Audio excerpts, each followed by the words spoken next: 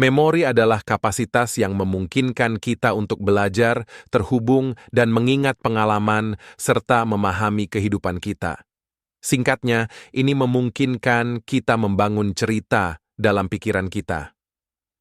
Kali ini, kita akan membahas tentang cara kerja memori dan bagaimana latihan mindfulness dapat memengaruhi memori. Mari kita mulai. Masih banyak pertanyaan tentang ilmu neuroscience di balik memori. Satu hal yang diketahui adalah struktur otak yang disebut hipokampus berperan penting dalam mempelajari suatu memori. Dalam salah satu studi kasus awal, seorang pasien diangkat hipokampusnya hingga kejang, dan setelah itu dia tidak dapat membentuk ingatan baru, seperti mengingat apakah dia sudah makan. Studi ini mengungkap perbedaan anatomi antara memori jangka pendek dan jangka panjang, menunjukkan bahwa fungsi utama hipokampus dalam memori adalah konsolidasi memori.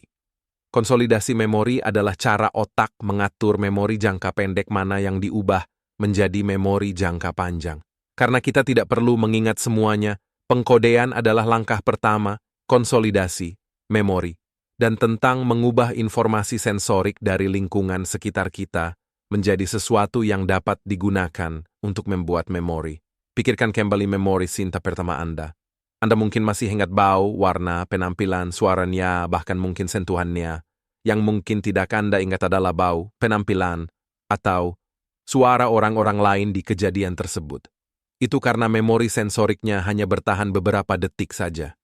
Saat otak Anda memproses semua informasi sensorik di korteks untuk sementara, otak secara selektif mentransfer informasi tersebut ke hipokampus, tempat penyimpanan langkah berikutnya. Hipokampus bertindak sebagai pusat penyimpanan dan pengorganisasian jangka pendek untuk potensi ingatan jangka panjang yang baru. Memori jangka pendek atau memori kerja memiliki kapasitas terbatas dan hanya bertahan beberapa detik hingga beberapa jam. Misalnya, ketika seseorang meminta Anda untuk mengingat sebuah nomor dan Anda terus mengulanginya, Anda dapat mengingatnya sebentar, namun segera melupakannya. Kenangan jangka pendek ini memungkinkan Anda menggunakan ingatan itu pada saat itu.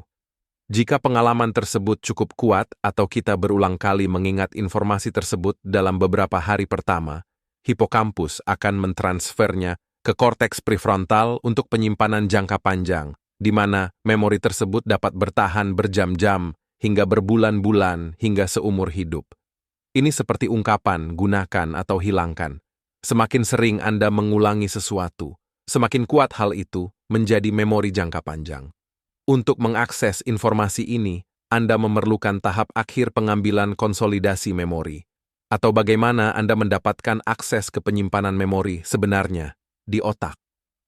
Mekanisme neurobiologis yang mendasari pembentukan memori melibatkan penciptaan koneksi baru antar neuron yang disebut sinapsis, yang memungkinkan neuron mengirimkan sinyal listrik antara satu sama lain dengan mengeluarkan pembawa pesan kimia yang disebut neurotransmitter.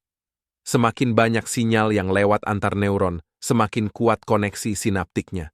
Dan semakin kuat koneksinya, semakin cepat Anda dapat mengambil kembali memori tersebut. Hipokampus juga merupakan bagian dari sistem limbik yang berhubungan dengan emosi yang masuk akal. Koneksi sinaptik hipokampus ke amigdala, sebuah struktur yang berhubungan dengan emosi, terutama rasa takut, berarti bahwa keduanya dapat bekerja sama untuk mengaitkan emosi dengan ingatan baru. Terkait memori mindfulness. Mindfulness adalah keterampilan yang perlu dipelajari agar hipokampus dapat terlibat. Namun, apakah mindfulness benar-benar dapat meningkatkan daya ingat? Tidak ada cukup penelitian yang meyakinkan mengenai dampak langsung meditasi pada ingatan.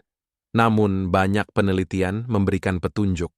Studi tentang meditasi jangka panjang pada populasi lansia sehingga rentan terhadap penuaan, penurunan kognitif, dan penyakit Alzheimer menunjukkan bahwa terdapat lebih sedikit atrofi materi abu-abu terkait usia pada praktisi meditasi jangka panjang. Studi lain menemukan bahwa pelatihan meditasi selama beberapa minggu membantu mengurangi pikiran mengembara dan meningkatkan fokus perhatian. Studi ini menyimpulkan bahwa mindfulness mendukung kewaspadaan sebagai cara untuk meningkatkan perhatian pada momen saat ini dan meminimalkan gangguan dari peristiwa masa lalu. Selain itu, penelitian lain sebenarnya mengamati neurobiologi sekelompok orang yang bermeditasi dan mereka yang tidak. Mereka memantau perubahan fisik di dalam otak melalui apa yang disebut fMRI, yaitu cara untuk melihat aktivitas otak secara tidak langsung melalui oksigenasi darah. Apa yang ditemukan para peneliti adalah bahwa mereka yang bermeditasi menunjukkan lebih sedikit aktivitas saraf di korteks ventral, posterior, medial, atau wilayah otak yang berhubungan dengan pengembaraan pikiran. Dari penjelasan ini kita bisa belajar bahwa meditasi dan mindfulness atau mendiamkan pikiran dapat berdampak positif terhadap kualitas memori.